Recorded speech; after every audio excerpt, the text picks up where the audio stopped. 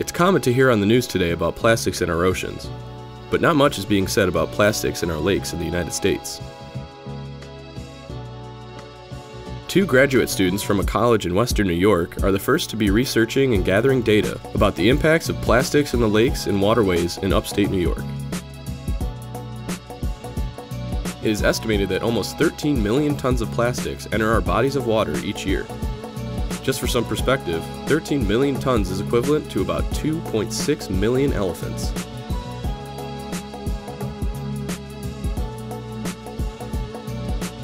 That's just about one elephant per person in the city of Chicago, and that's just 1 year's worth of plastics.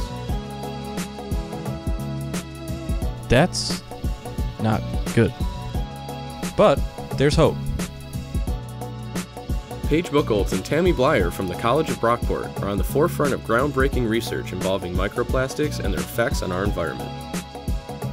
I am studying how plastics in the environment absorb contaminants from the environment. I'm looking at a particular subset of contaminants. They're called PAHs, otherwise known as polycyclic aromatic hydrocarbons.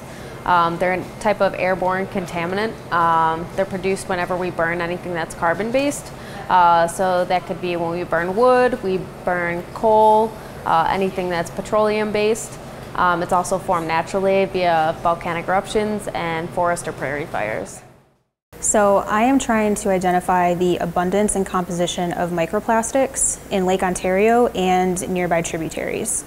So I'm looking at Erie Canal, Oak Orchard, Long Pond, Genesee River, and Irondequoit Bay to see what their contribution of these microplastics is to the lake. Macroplastics are considered to be the big plastics in our environment, anything that's greater than 5 millimeters in length or width that can be seen with the naked eye. Items such as plastic bags, bottles, or straws. Microplastics are much finer particles that are less than 5 millimeters in size and usually need to be viewed under a microscope.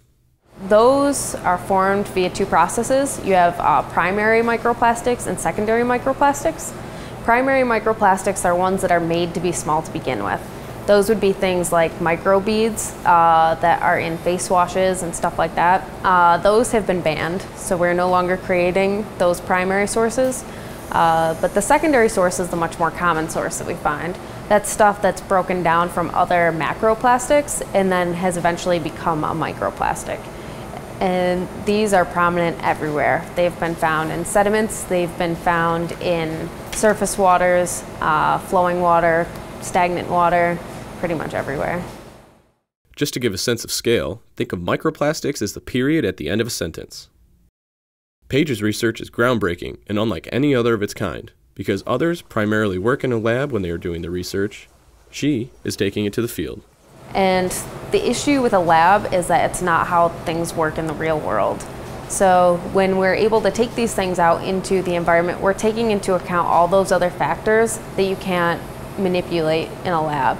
For example, when we put something out into a river, you're going to have fish that might be interacting with it. You're going to have vegetation that might be interacting.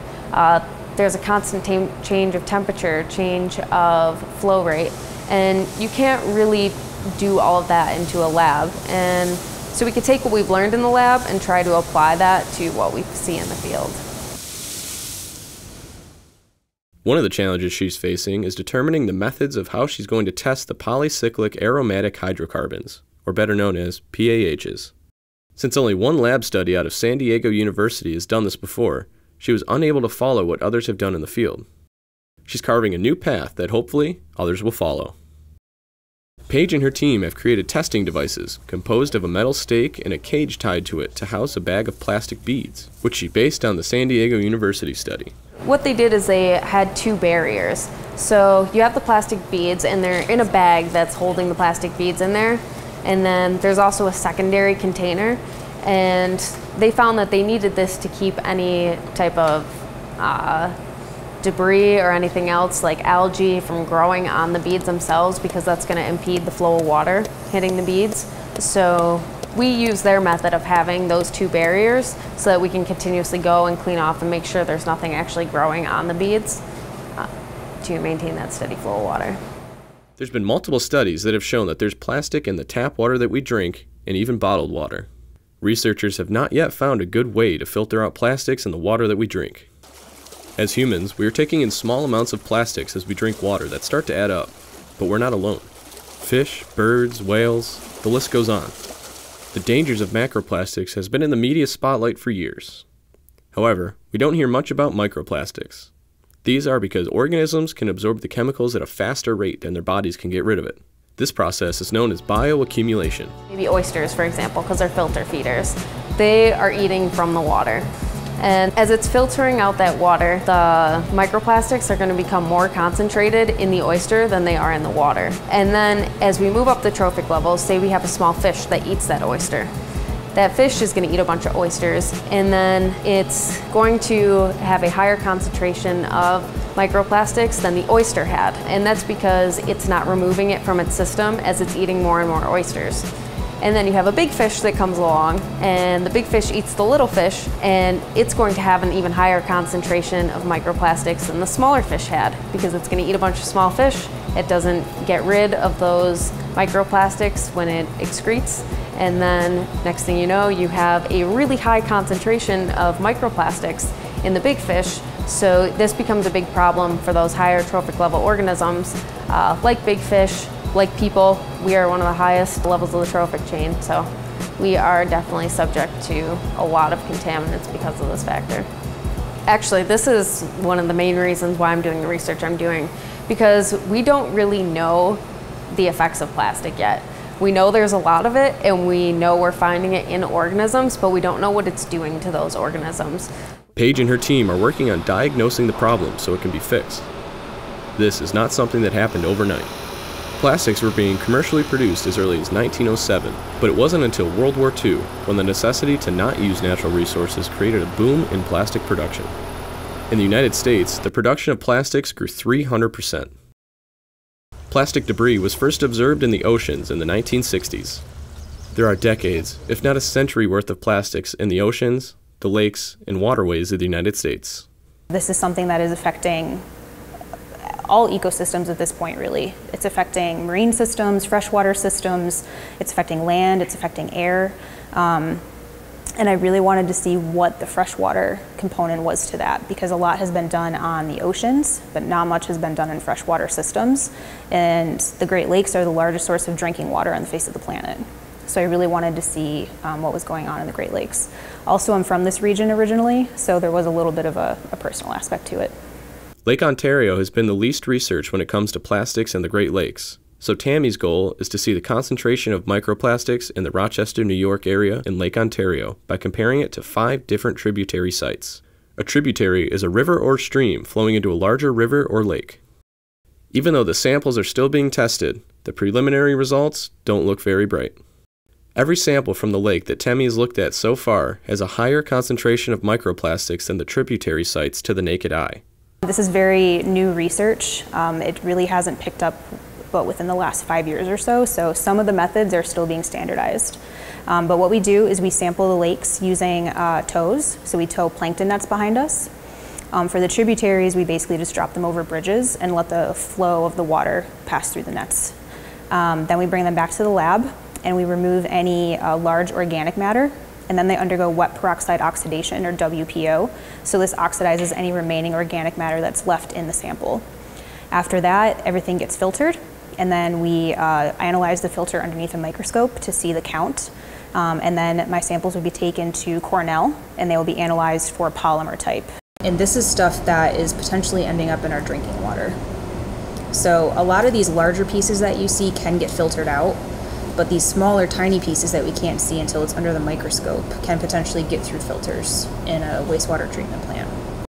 Tammy's goal is to stop the plastics from getting into the lake or waterways by simply getting lids to put on trash cans in the park to help prevent trash from being blown out of the trash cans during storms and blowing all over the beach. As the founder and president of the Plastic Lakes Project, Tammy is able to organize beach cleanups. It could be as simple as cigarette butt receptacles, if that's what we're finding the most of. But then Plastic Lakes project, a separate project that I'm working on, takes on a more citizen science role, and I'm hoping that these two things combined, so the data that we get from these beach cleanups and the data that I'm getting from the concentrations in the lake and the tributaries can kind of combine to work on some local legislation. Tammy is able to take data she obtains from the beach cleanups and determine what the top 3 items found are. She then takes that data and collaborates with park managers and local officials to make changes to prevent these top 3 items from ending up on the beaches. So far, they have collected just over 2 tons worth of plastic and trash off the beaches of Lake Ontario. Prevention is key. At a personal level, the best thing that we can be doing is making the switch from single-use plastics to reusable items. So things like, water bottles, coffee mugs, takeaway containers, anything along these lines. The more of that we can switch from single-use to reusable, the better. We know that from a policy standpoint, we need to find ways to mitigate plastic going into those systems in the first place. So if we can stop microplastics from entering the system to begin with, that would be the ultimate goal. But we're already at the point where plastics are everywhere and it's already accumulating. So we, 1, need to attack the source, and 2, we need to work on ways to clean up what we've already done. We've all heard of the 3 R's, right? Reduce, reuse, recycle. They're in that order for a reason. Recycle is the last one on there, but that's the one that we give the most attention to. The first thing is to reduce, and then to reuse, and then recycling is actually the last resort. But we just don't think about the first 2 R's really. Recycling is not the answer. It is really important, don't get me wrong, and we should continue to do it, but recycling in the United States is not very effective right now. Right now, only about 9% of recyclable material actually gets properly recycled. Currently, the other 91% of recycled material goes straight into landfills or ends up in our environment again. Honestly, the best thing you can do is just reduce your plastic use and have this conversation with people. Talk to your friends, talk to your family, talk to people in your community, and try to encourage them to do the same thing. Because a bunch of people making a small change typically is more effective than just a few people making a big change. So if more and more people could start making these small changes, I think that we could really we can make a huge impact.